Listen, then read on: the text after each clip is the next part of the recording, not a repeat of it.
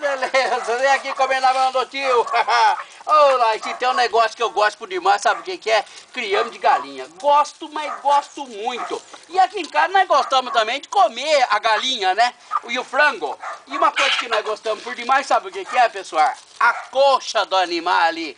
E tem um probleminha, né? Tem um probleminha, porque nós gostamos da coxa. Todo mundo gosta da coxa. Se mata um frango é 2 coxas, tem briga. Se mata 3 frangos, sobra uma coxa, tem briga.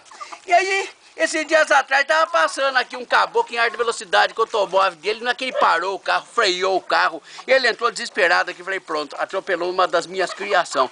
Mas não foi. Ele disse que ele estava descendo e um galo ultrapassou ele na descida, um frango, ultrapassou ele na descida em alta velocidade, ele estava mais de 100 km por hora.